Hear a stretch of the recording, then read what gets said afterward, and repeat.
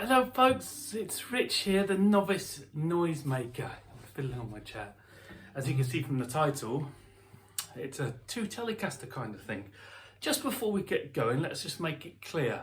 This has been recorded on an iPhone. I'm not good at guitar. You're not here for the shred or the licks. If you're here and you're interested, you're here because I've owned 189 guitars, and amongst those 41 Harley Bentons and 37 Squiers. Amongst the Squiers and the Harley Bentons are lots of their telecasters. I've also owned Mexican Fender teles, and I've got a Chapman tele style of the Pro series, which is an expensive guitar. So I've had a lot of teles from £70 ones and upwards. So the point really is just, if you're interested to know from my point of view or a novice point of view what these guitars are about, that's what we're here for. So it's a longish video. Stay, don't stay, up to you. If you're here, hello and welcome.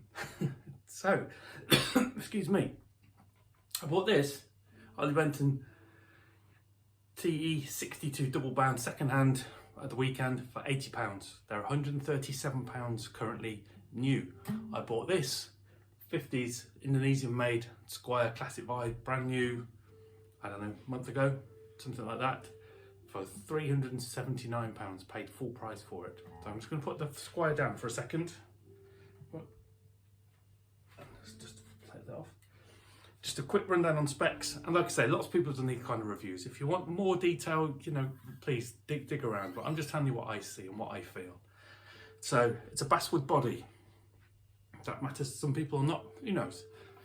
It's got a slightly thinner than Mexican type body thicknesses. It's about 40mm here. It's double bound, and the binding is done really tastefully and done really well. There are no imperfections that I can see. It's a creamy sort of colour, ivory, which I think complements the blue sparkle. It's nighttime here. As you can see, I've got lights on. The switch feels a bit flimsy, but not awful. These knobs are inconsistent. They're stiff in places, looser in other places. They do the job. They tone and volume graduate reasonably well, about as well as you can expect for a guitar at this price. They're not on or off, so that's an improvement. It's a 3-saddle bridge scenario with the Roswell pickups here. So you've got these vintage style ones. Then the neck is Laurel. This particular one is pretty dark. I'm not generally a fan of Laurel. It's got some little stripy bits in it, but you know, I've got an ebony fretboard guitar, and I've had other rosewood ones, including the PRS, that weren't as dark as that. So that particular slab on here of Laurel is not bad. It's a caramelized neck. Harley Benton call this caramelizing. Is it actually a roasted, baked neck? I don't know whether it's just a tint or a stain, or it's been thermally treated like a proper roasted maple one. It's got a plastic nut on here. It's a 12-inch radius, this fretboard, so it's not traditional to a traditional tele. And it's saying it's got a modern D-shaped neck on here. Now, I'll put the Squier next to it. It's a bit hard to tell there because there's obviously no fingerboard as such on the Squier because it's all maple, but they feel really rather similar in terms of thickness. It's slightly thicker here on the Harley Benton. This is a nice, really nice neck, one of the nicest I've had on a Harley Benton in a number of ways. It's not too big, which is good for me because I've got particularly big hands. It's not too small. There are no sharp frets on this, and the guy who had it bought it in December has done no work to it. There are no sharp frets, and the frets were reasonably clean. I've polished them up a bit more. I would almost go as far as to say it feels rolled. It's certainly not sort of, you know, just sharp where it goes from curved to flat. Excuse me. The weak point on the guitar are the tuners. They're absolute junk. They're all super, super stiff, some a bit more stiff than others, and the little peg that you put the string in, other people have mentioned this, you've got literally about 2mm. It's not really even a hole, so you've got to put it in, bend it a bit, be careful, hold it with your fingers, do a few winds. Not good tuners at all. They definitely need replacing. And it's not the heaviest guitar. It's not light, it's not heavy. Oh, you've got Harley Benton embossed on the backplate there, which is nice. About 3.2 kilos, something like that. And then the Squier Classic Vibe. Now, I've had some of the Chinese made ones and older Indonesian ones, and they've all changed a bit. The butterscotch colour on the older ones is far more see-through, a little bit pinkish even. and that people saying, oh, you should only get the Chinese ones, but I've loved this guitar and still do love it. So this one's a pine body, it's a heavier guitar than the other one. The switch feels more clicky and more sturdy. The knobs are actually quite whizzy, quite light. So if you're not one, it's easy for it to move, but they're consistent and they're smooth. This didn't have brass saddles on it. These latest Squier Classic Vibes have supposedly got brass saddles that have been nickel plated. Why you'd do that, I do not know, and I don't know if it's even true, but I replaced them immediately because you need brass saddles, as will the blue one if it stays. Then you've got 21 frets, the same as the Harley Benton, but they're medium jumbo frets, which is my favourite. My favourite type of fret is medium jumbo nickel, old school. These are medium jumbo, tall, narrow they're called, but they feel fine. I don't think, they don't feel tall or big. They don't feel like a jumbo fret. They're nice. It came in a frets already polished, which is good. No sharp fret ends on this one when I got it either. Still not a rolled fretboard by any stretch. It goes round and then you can feel a definite sort of ridge where it becomes flat to the fretboard. Not horrible, but not sort of roundy feeling like the Harley Benton, and a slightly slimmer neck overall. Not lots, but a bit. Tusk nut apparently, could be. It's been cut all right. The tuners, better than the Harley Benton, but still not very good. Inconsistency in terms of how stiff and how loose they are, not brilliant, but definitely better than the Harley Benton. And that's just Squier. The other thing to mention on the Harley Benton, whether it matters or not, all the ferrules in the back, they all fell out when I restrung it. So they haven't been, not a big deal, I suppose.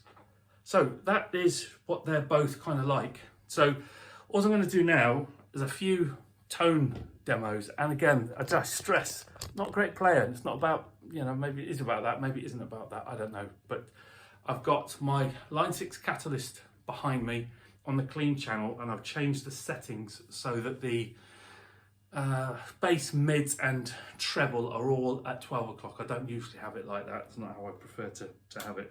So I'm just going to play a little bit back and forth. Just some clean chords, no reverb, no delay, nothing on there, just some chords. Let's put it back on. Got my Lexato wireless dongle.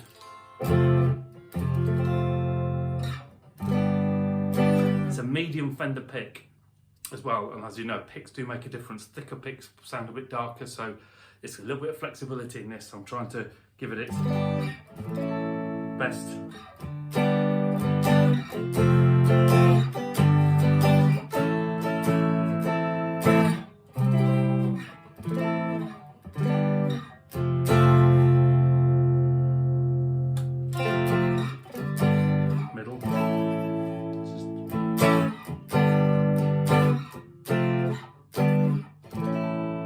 Turn the volume up just a little bit.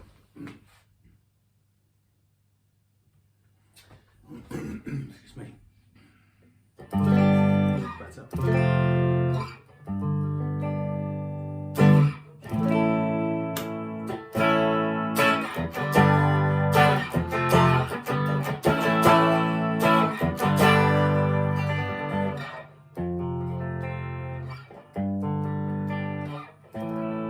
I would describe these pickups as medium output, and whilst I haven't got two things plugged in at once to go back to back properly like an edited video, you'll probably hear straight away that the Harley Benton is louder.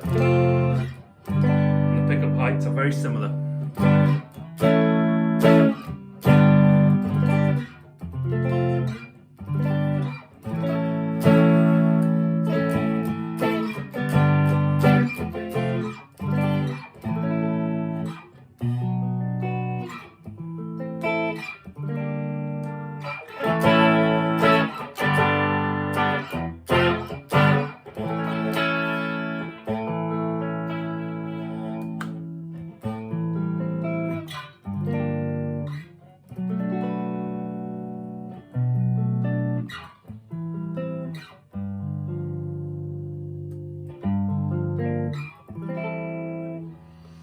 So the immediate difference in the room here, the Harley Benton pickups are a little bit louder,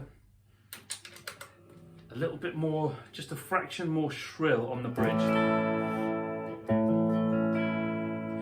So this is bright and sparkly on the bridge and clear.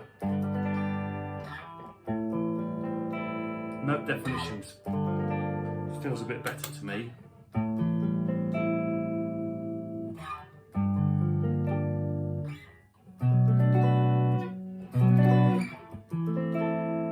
But not as loud.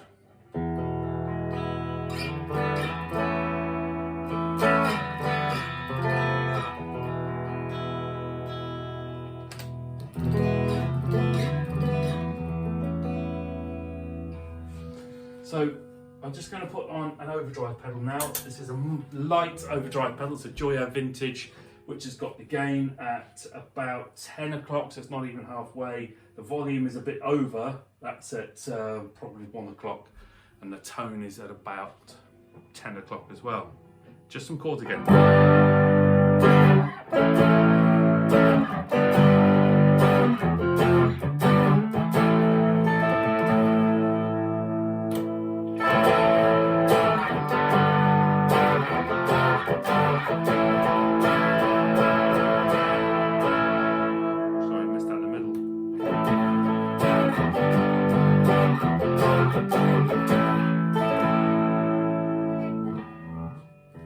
One thing that you'll note, or maybe note shortly as well, is that whilst they both take gain pretty well, really, as the Tele should, the Harley Benton takes more gain better.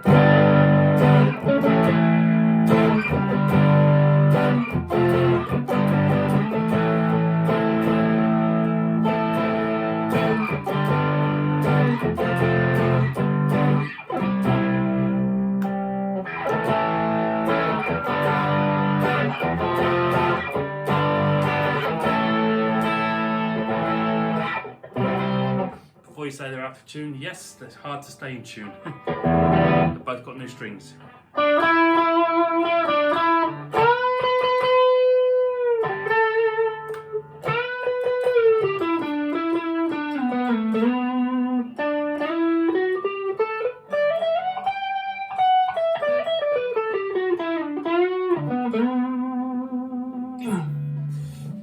So, just to play a few individual notes on that Squier badly as well, why not?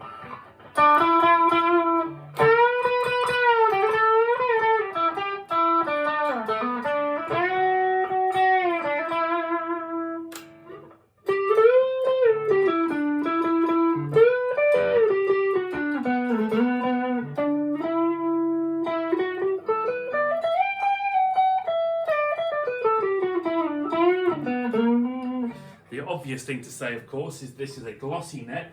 Some people might not like a glossy neck, and it's a smooth one on the Harley Benton. That's often a deal breaker, isn't it, on classic vibes when it's the glossy neck. This is snake oil pedal, which is a higher gain. It's actually a boost pedal, but it's like a higher gain one.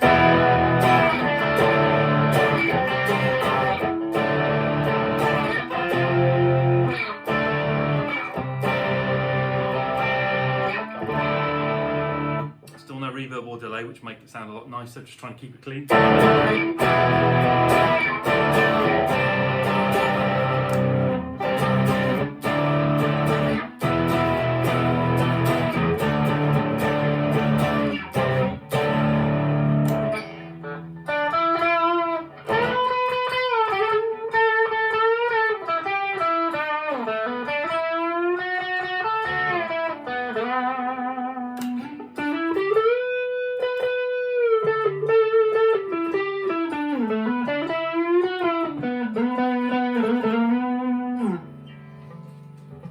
Warm in this room, you can feel the slightly sticky fretboard. Might add, not as sticky as some of the other classic vibes I've had. I don't know whether they've less stickified them. I don't know.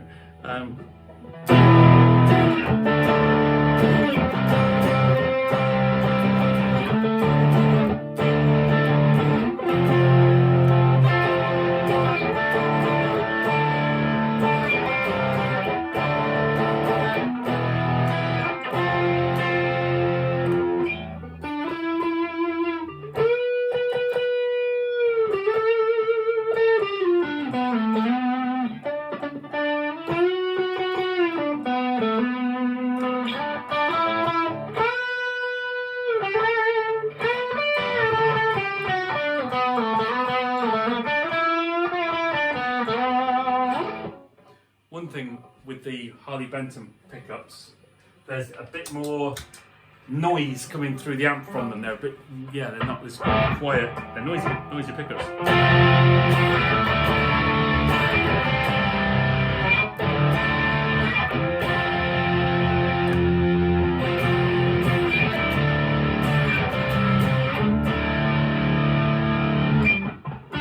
This is a proper distortion pedal.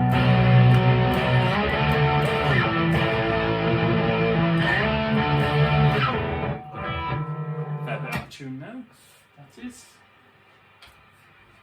Pick this one back up.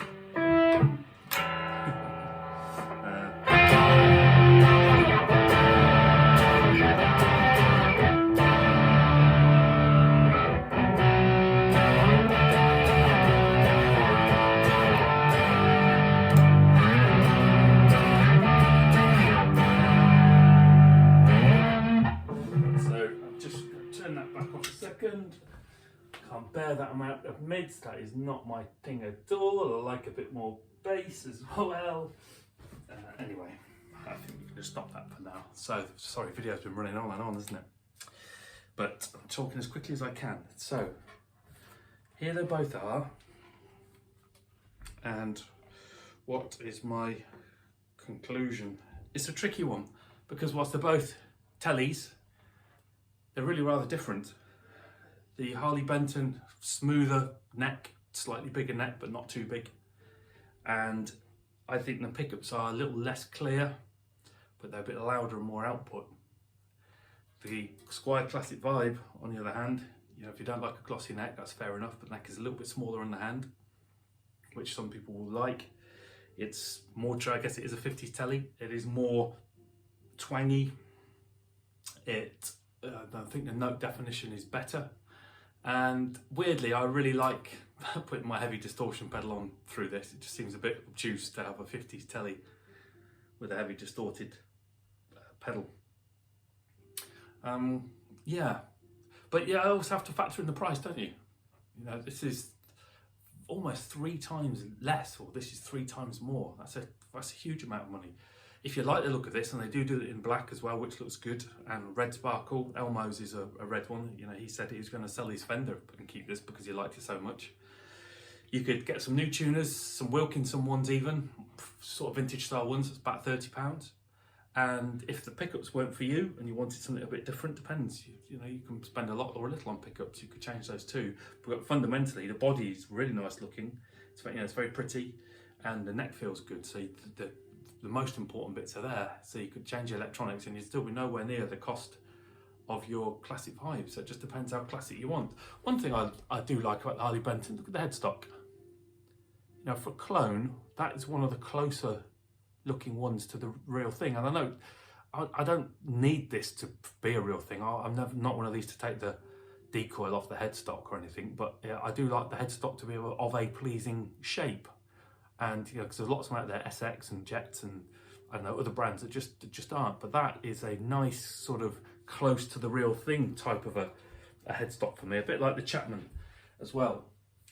Here, appreciate the headstock's the wrong way around for everyone. You can see the shape of it from the back to give you an idea. You know, Chapman have got a decent take on the on their telly kind of headstock too. So yes. So that is just a brief rundown. I can't tell you which you should buy, that's really difficult, and I'm having a bit of a hard time deciding whether to keep them both. I mean, it's cost me £80, it's nothing, is it? It's throwaway money. But then by the same measure, well, just noticed actually the pickup selector on the Harley Benton slightly bent.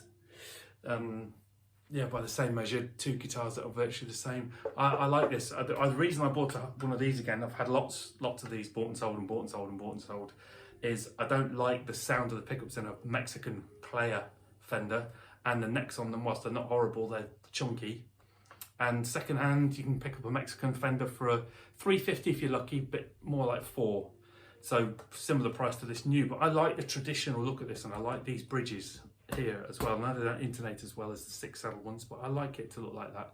If I wanted a 60s Mexican Fender second hand, that's $500. And if I wanted to buy new Mexican Fender now. I just won't pay the money. They're a stupid amount of money, I think, for what is ultimately a pretty basic guitar. So, let me know what you think. Have you got both? Have you owned both? Have you got one of them? Have you got neither and you're thinking of buying one and you've got the budget for either? Because second hand, you'll pick one of these up for $250, $275 tops, really, it's probably $250. Second hand, you pick one of these up for $80 or $90. So, yeah, I'd be interested to know what your thoughts are. And thanks for, if you've made it this far, well done you.